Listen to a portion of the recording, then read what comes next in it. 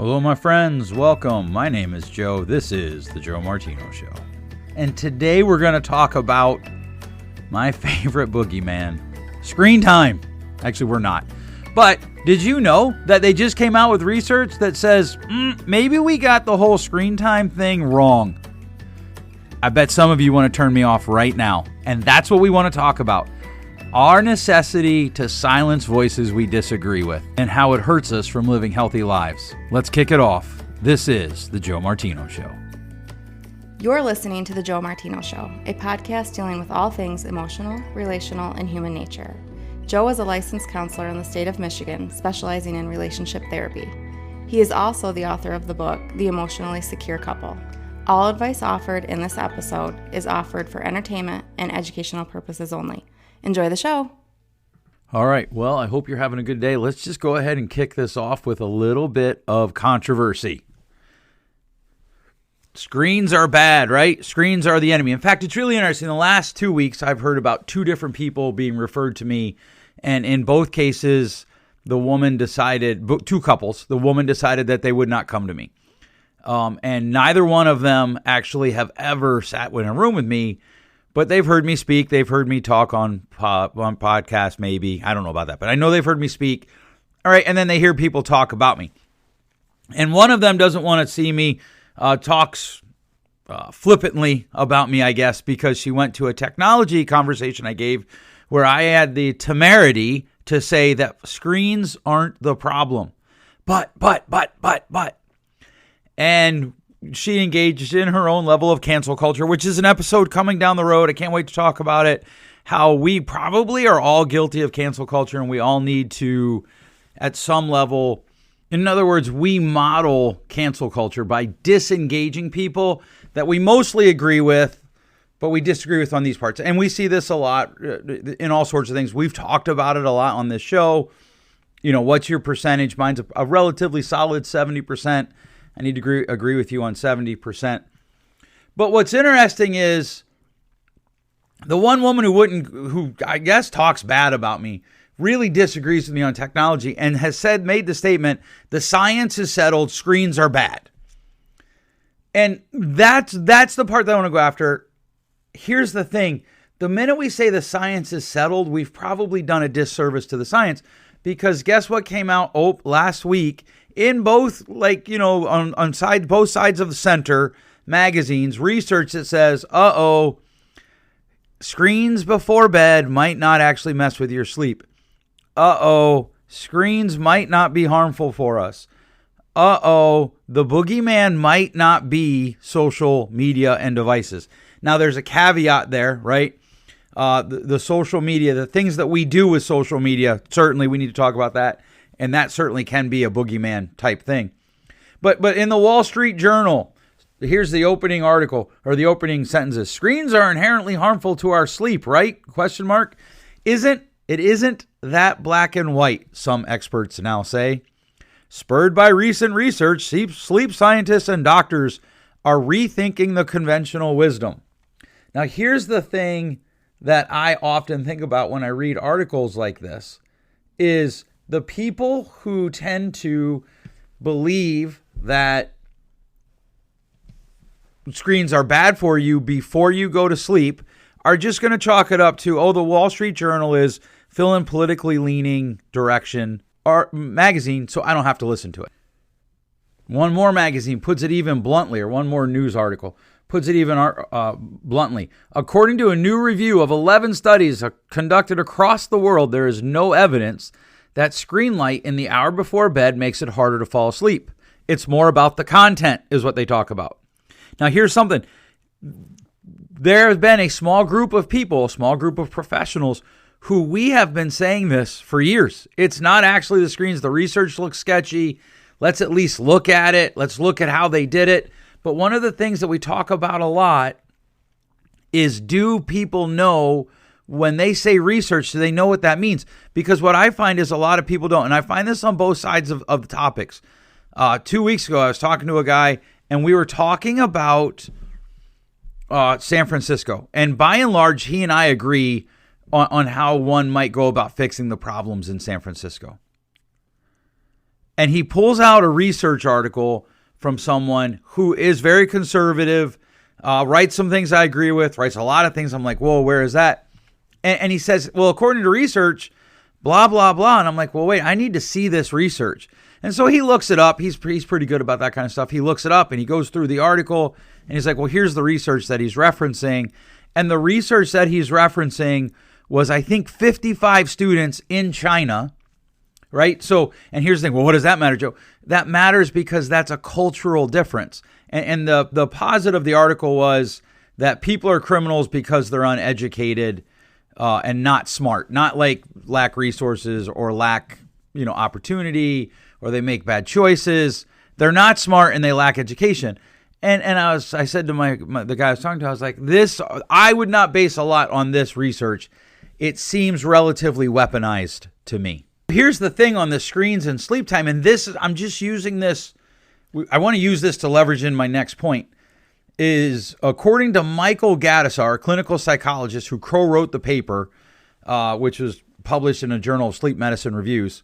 He said there's no evidence from 11 studies conducted across the world that screen light in the hour before bed makes it harder to fall asleep. The biggest effect was seen in one study carried out a decade ago, which found that screens delayed people dropping off by 10 minutes.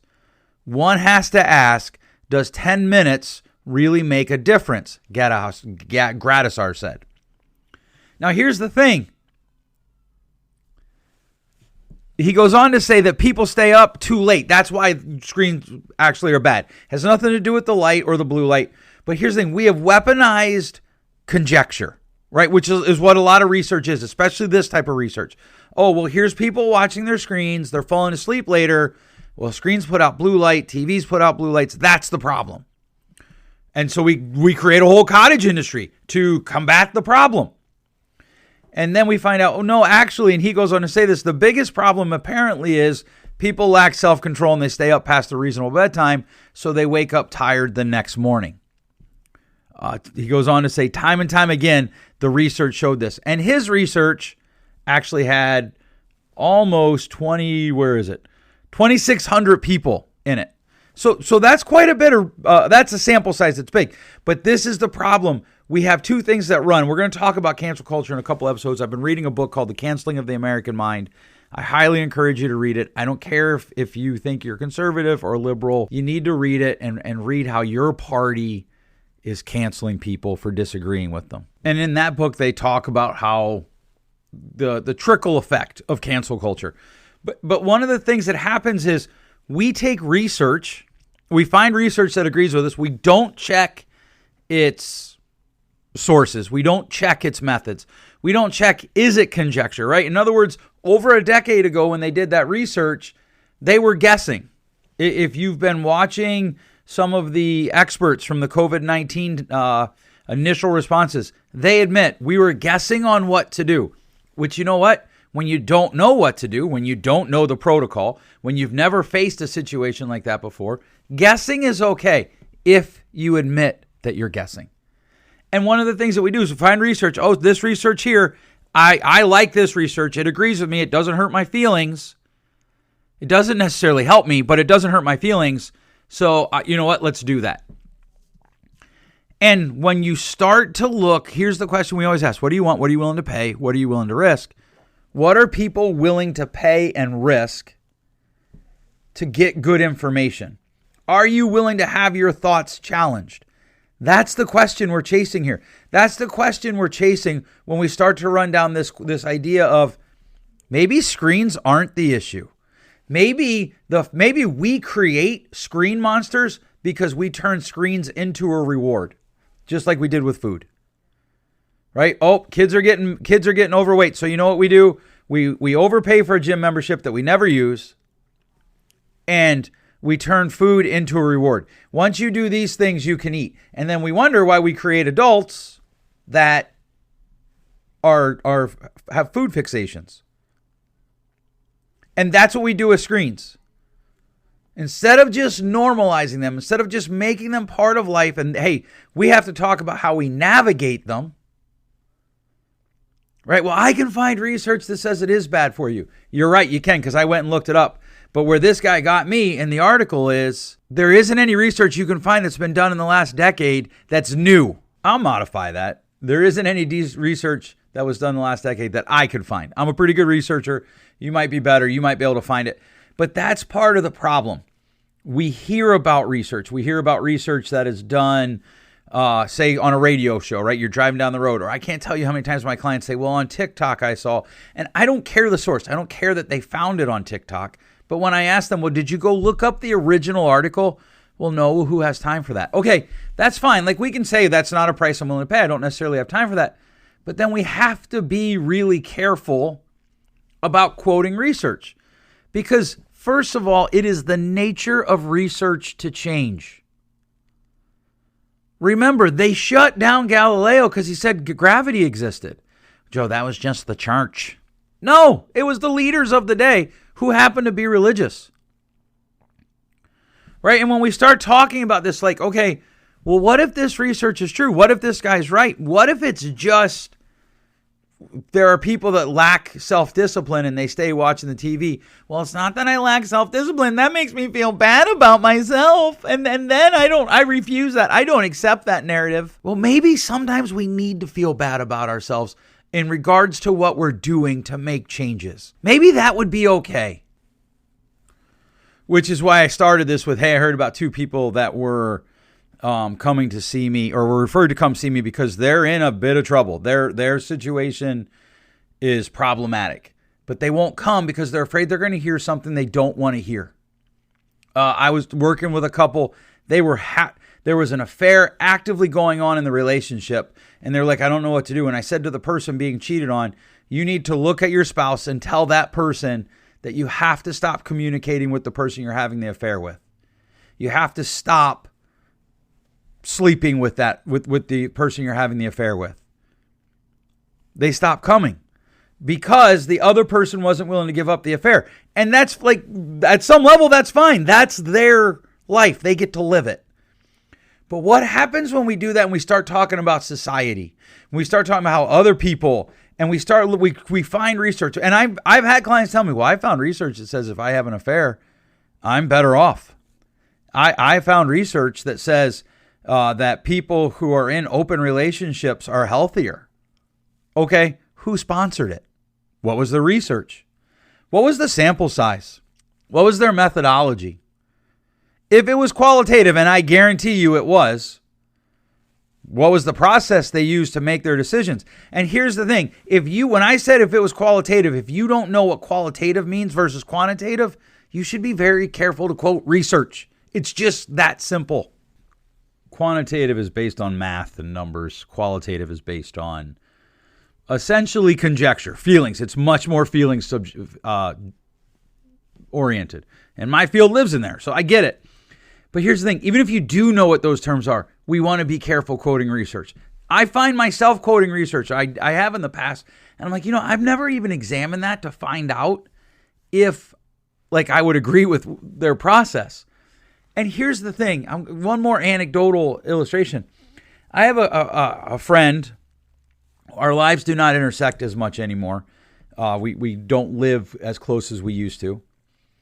Who we tend to disagree on issues. In fact, we're a great illustration of we really probably only need to agree on about 50% of stuff to hang out. But there were some hard things that hit his life, some really hard things that he had very little control over. And so I get a text from him one day, hey, can you meet up for coffee? Which was out of the blue. I was like, yeah, absolutely. Let's get together. Here's this place that's about halfway between us. We get together and he tells me about the situation. I'm like, man, that really sucks. I'm sorry. How can I help you in this moment? And we get talking about things. And I'm like, hey, have you read about this? Have you read about that? He's like, no. He said to me, the truth is I don't read a lot. I buy books and I read 1 or 2 sentences. And I don't remember the next part. So I could very well be misquoting him. But it was, so essentially I can discuss the book. Oh, that's not what books are for, bro. That's not what research is for. And then fast forward 3 or 4 or 5 years later, that calamity has passed in his life, and we're talking about something else controversial. And I said to him, I don't know. I said, I'm not there. And I feel like it depends on who you read as to what's going on. And he says to me, well, that's true, but I read a lot. And I'm not going to lie to you. I couldn't help but think maybe you just read a sentence or two, because we have weaponized the phrase research. In truth, we went from letting jocks be bullies to letting intellectuals be bullies, right? Because here's how we kill an argument. Well, when I read research, what I find is, or, those stupid college kids, right? And what we've done is we've polarized education, and we've said, I'm smart, so I win the argument. That's not a good argument. In fact, that's a terrible argument. That is such a bad argument that if you actually gave it in a setting that actually cared about academia, and I got to be honest with you, I'm not sure we do anymore. I don't know if you saw the recent study, but in the state of Michigan, higher education, the average grade is A, which then means that the average grade is a C, because C stands for average. But we've tied finances to educational outcomes, and suddenly everybody's getting A's. It's amazing. Whoa. Right? But if we actually cared about academic standards, if somebody said, well, I'm smart, therefore what I'm arguing is correct, true academia would be like, no, hold on, let's see your research, and let's see the methodology that you came up with it. Now, when I read this article, there was a bunch of different ways I thought about going with this episode, because we could just talk about like, hey, let's go back and revisit how we engage devices. It is amazing to me how many parents who do a poor job of engaging their kids blame the devices. It's never their responsibility, the parents' responsibility. It's the kid's fault. It's the device's fault. It's technology's fault. It's like we want to pretend that trauma doesn't exist for people, and they don't parent out of that. Let me tell you, trauma does exist, and you probably are parenting out of it. And that's not to shame you, because I have trauma and I parent out of it too. But we have to recognize it, and we have to ask ourselves, is there research that might cause me to rethink what I'm doing? Is there actual evidence to suggest that what I'm doing might not work? In other words, here's the thing. Our brains are somewhat inherently lazy. We have two pieces of information. Kids today are different than they were when I was a kid. True. We didn't have screens when I was a kid. They do. Therefore, it's the screens. Not necessarily true. I didn't sleep well last night. I watched TV right before I went to bed. Watching TV right before I go to bed is bad. Now, here's the thing. I don't actually watch TV before I go to bed. I don't like doing it. I don't find it relaxing. But I read or I play crosswords. Yeah, I'm just a ball of parties. But I do. I read. But I read on a device. A number of years ago, I made the switch to Kindle, and I'm probably not going back. Now, I still buy paper or actual books, but I read so much fiction that more or less I just buy that on the Kindle. In fact, I don't even buy it a lot of times. I borrow it. I rent it. And then I send it back. Right? And I go to sleep just fine, and I sleep like a baby. Now, that's anecdotal. I can't say, well, I slept fine, so therefore screens aren't bad. But I can look at that research, and when I go research and I look at it, then, whoa, this is a big sample size. Or the article that my friend showed me about, crime is because they're not smart, and they're actually not smart, and they're not educated, because being smart is correlated with better people skills. No, I can actually find a lot of research that would say the opposite of that. And so we have to be willing to have what we believe, what we're comfortable believing. We have to be willing to have that challenged. And that's what I ended up thinking about this week, or talking about today, obviously. Because here's the thing, I was thinking about this a couple weeks ago not a couple weeks ago, just a few days ago, when Donald Trump's conviction came down. I don't know if you know this or not, but former President Donald Trump was convicted on 36 charges. And here's the thing I told a friend of mine before the conviction happened. I told him, I said, what's going to be sad about this is my pro-Trump friends are just going to, he was innocent.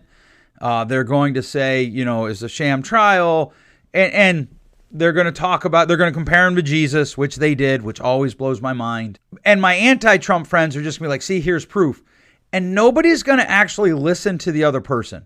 My liberal or anti-conservative, anti-Trump friends are not going to listen to the pro-Trump friends who are saying, well, but his constitutional rights were violated. Or worse, they're going to say, well, we don't care, because we've become feelings driven to the point where we don't care about things that make us uncomfortable. We would rather live in dysfunction than be uncomfortable. We would rather live in a state of government that is not freedom than be uncomfortable. Or we would rather just say, nope, he's my guy and you're prosecuting him feloniously and I don't trust you and I don't believe you, than actually listen. And well, what does this have to do with how we live our lives? Like, well, Joe, I don't really care about Trump. Okay, that's fine. But we do the same thing with how we parent, how we marry, how we stay married, how we live our lives. We do it when we have church conversations. Like, I get it. For a long time and still happening today, congregations beat up pastors. But I cannot tell you how many pastors I meet who aren't willing to take any actual real feedback from their staff, from their congregation. I can't tell you how many parents I have, like they just don't engage somebody. Oh, you know what? In fact, I was talking to somebody, we're talking about parenting books. And somebody read my review of Bad Therapy. And they're like, I bet you're not going to read anything else that woman writes. I'm like, no, actually, I'm going to read more. Why? Because she challenges my way of thinking. And in that book, I ended up disagreeing with a lot of what she said. Let me tell you about this parenting book. And I told him, I was like, I don't agree with most of it, but it challenges me. And when my thinking is challenged, I am forced to go after why I do what I do, other than, well, that's just the way I've done it. Or, well, 10 years ago, there was research that suggested might, maybe, possibly. And that's the problem. That's what we're supposed to do, especially with qualitative research. Might, maybe, possibly. It might suggest. It possibly could suggest. It maybe suggest. And what we've done is we've taken and said it does suggest. So you better change your how you live and you better agree with me. But I mean, this goes back 40 years. In the 1980s, eggs were the enemy. They were the devil. Literally, when the devil passed gas, eggs were dropped. And now, eggs are the greatest thing ever. Like, we have to recognize that we can have strong opinions, but we also have to recognize that research that is done right will challenge them, and that's good for us. And so, here's the thing. I don't care if you use a screen before you go to bed. I don't own a screen company. I do own Apple stock. So if you buy Apple products, I care about that, I guess. But I just don't care. What I care about is, what do you do with the information that goes against with what you believe? What do you do with the information that you don't feel comfortable with? What do you do when you need help, and how do you choose it? What do you do when you need information, and how do you choose it? That's what I care about. What do we do when we are distressed? What do we do with feedback that we don't want? What do we do when something's going on and we disagree with it, but it certainly seems to contradict our position? I have strong opinions that I hope I always hold loosely. I do. I have strong opinions. I don't understand why you have an opinion if you're not willing to hold it strongly. And I'm always willing to change them. I'm always like, oh, nope, new information. Or, oh, I rethought about it. In fact, just last night, my wife was making fun of me because she said, somebody read your book, The Emotionally Secure Couple, and they said in there, you have the phrase, it makes me. Yeah, proof that we can evolve, because I don't believe that anymore. In fact, it is one of the sentences that I would go back and change in a heartbeat if I could. Now, here's the thing. I still 100% believe in all of the principles in that book. But I'd make a ton of changes. A ton of change. If I wrote that book today, there'd be so many things I would do differently in the presentation, because that's growth. And because earlier I talked about how our brains can be kind of lazy. Once we get truth, we just hang on to it. But we have to vet it, and we have to be willing to accept information that could challenge our previously accepted truth. Have strong opinions that you hold on to loosely. So I really did. I thought about going with the whole, like, hey, let's talk about screen time, and let's talk about, there's more and more and more research coming out that they're not the screen times aren't the boogeyman, that there isn't some magical light that comes out of a screen that makes it so you can't sleep. And that a lot of the previous research seems to have been done poorly, or worse, intentionally misleading. Instead, what I really want, I hope you walk away from this episode with, is what happens when information that you hold is challenged? What happens when you find information that you feel uncomfortable? Do you cancel it, or do you engage it? Thanks so much for listening. We'll catch you next week. Thanks for listening. If you enjoyed today's show, please share with a friend. And hey, give us that rating in your podcast store. Until next time, change possible.